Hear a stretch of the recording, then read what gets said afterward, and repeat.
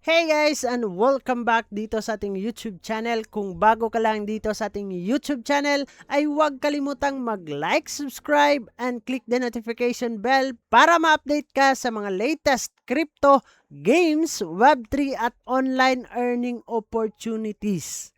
So guys, sa video na to, i-review natin itong Monstafe. Pag-uusapan natin ang kanilang pay-to-click, cloud mining, games, tokens at copy trading. Alamin natin kung ano ang mga features nito, paano ito gumagana at ano ang mga dapat mong tandaan bago sumali dito. So ang Monstafe nga daw ay isang online platform na pinagsama-sama ang iba't ibang earnings features sa iisang ecosystem. Sa halip na isang serbisyo lang, nag-aalok ito ng maraming paraan para makapag-participate ang users dito. Kabilang na ang pay-to-click, cloud mining, gaming, token ecosystem, at copy trading. Gayunpaman, mahalagang suriin ang bawat features at unawain po natin ang mga panganib bago tayo maglalabas ng puhunan. So, first nating pag-uusapan ay itong kanilang PTC or pay to click guys, no?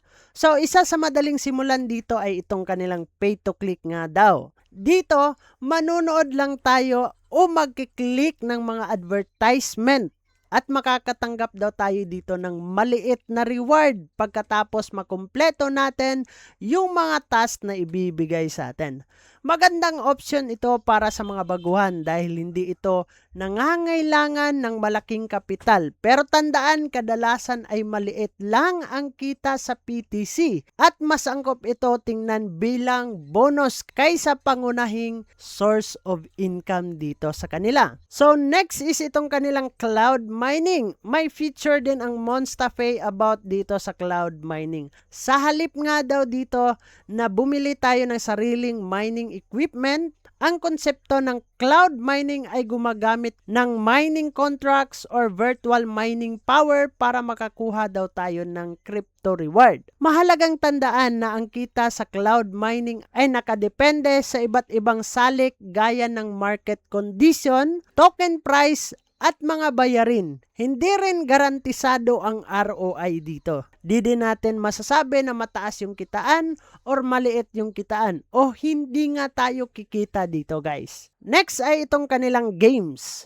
May gaming section din dito sa platform ng Monstafe kung saan maaaring makakuha tayo ng rewards habang naglalaro o kinukumpleto ang mga missions dito. Kung mahilig ka sa mga GameFi, play to earn, maaaring maging dagdag ito engagement sa ecosystem. Ngunit tulad ng ibang crypto games, maaaring magbabago ang reward structures habang lumalago ang mga projects dito. So number 4 is itong kanilang token. Isa sa pinakamahalagang bahagi ay ang token ecosystem. Karaniwang ginagamit ang token para sa reward, transactions o iba pang utilities sa loob ng platform. Bago bumili o mag-hold ng kanilang token, mahalagang malaman natin ang kanilang tokenomics, supply, utility, at liquidity also guys para magkaroon kayo ng idea at kasiguraduhan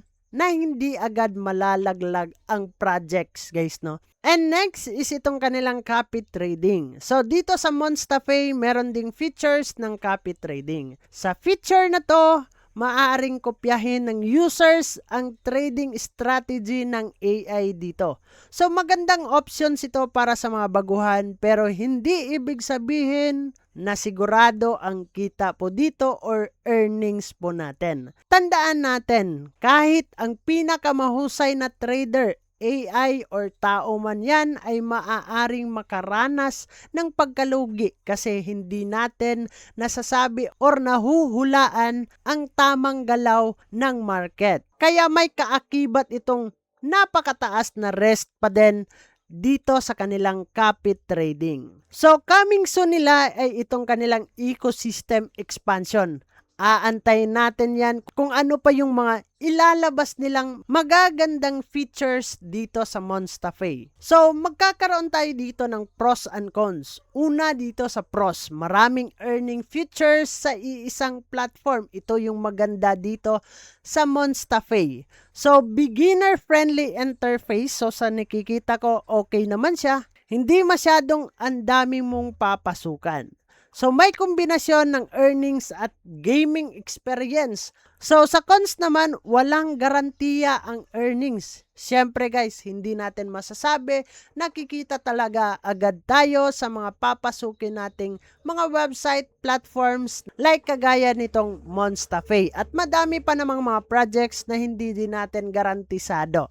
And then number 2, meron itong market rest, lalo na sa crypto at copy trading nito. So, kailangan din natin dito is do your own research bago tayo mag-invest o mag-deposit dito sa kanilang platform. So, sa kabuuan ng ating interesante ang Monstafe dahil pinagsama nito ang iba't ibang paraan ng pag-engage sa crypto ecosystem. Pero tulad ng anumang crypto platform, huwag basta magpapadala agad sa pangakong mataas na kita guys. Mag-invest lamang ng halagang kaya mong mawala. At siguraduhin na iintindihan mo ang bawat features nito bago maglabas ng puhunan. So guys, meron din sila ditong airdrop sa Monstafe. So step-by-step guide to participate in the Monstafe airdrop.